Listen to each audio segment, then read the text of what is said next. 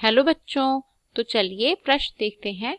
और हमारा प्रश्न है, बेंजोइक अम्ल को डैश द्वारा शुद्ध किया जा सकता है। ठीक है, तो हमसे पूछा गया है कि जो बेंजोइक अम्ल होता है उसे किसके द्वारा शुद्ध किया जा सकता है।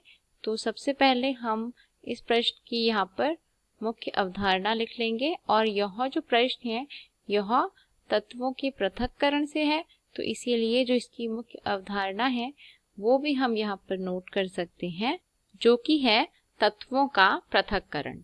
ठीक है, अब अगर हम बात करते हैं बेंजोइक अम्ल की, ठीक है, तो जो बेंजोइक अम्ल होता है वो कुछ इस प्रकार का होता है। इसकी अगर हम संरचना देखने की बात करें तो जो इसकी संरचना होती है वो कुछ इस प्रकार होती है, जिसमें बेंजीन रिंग के साथ एक ओइक अम्ल या फिर कार्बोक्सिलिक अम्ल COOH ग्रुप जुड़ा हुआ होता है।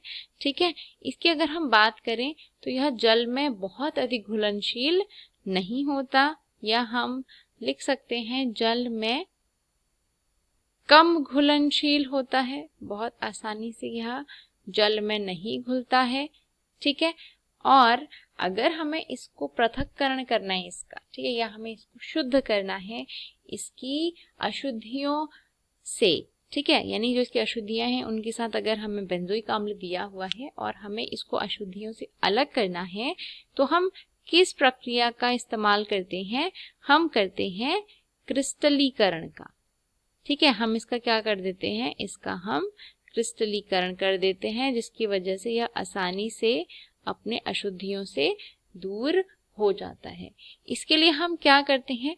सबसे पहले हम यहाँ पर जल लेते हैं। ठीक है, तो जल में हम जो बेंजोइक एसिड है जिसका फॉर्मूला होता है C6H5COOH, ठीक है, तो जल में हम बेंजोइक अम्ल घोल देते हैं। फिर इसके बाद जो है हम इसका फिल्ट्रेशन करते हैं। ठीक है, तो जल में इन दोनों को आपस में घोलने के बाद हम इसको फिल्टर पेपर से इसका फिल्टरीकरण करते हैं, इसको फिल्टर करते हैं। और फिल्टर करने के बाद जो फिल्ट्रेट हमारे पास मिलता है उसको जब हम कुछ समय ऐसे ही रहने देते हैं तो उसमें हमको इसके वाइट कलर के क्रिस्टल्स देखने को मिलते हैं। ठीक है, तो जो बेंजोइक अम्ल है इसके सफेद रंग के क्रिस्टल जो है फिर हमें देखने को मिलते हैं। तो इस प्रकार हम इसको इसके अशुद्धियों से अलग कर सकते हैं। तो जो प्रश्न है इसमें हमें पूछा गया था कि किस प्रकार इसे इसकी अशुद्धियों से शुद्ध करेंगे, अशुद्धियों से पृथक करेंगे। तो सही उत्तर आपका हो जाता है यहाँ पर क्रिस्टलीकरण जो है आपका सही उत्तर इस प्रश्न का हो जाएगा। तो मैं आशा करती हूँ कि आपको यह प्रश्न समझ में आया होगा। धन्यवाद।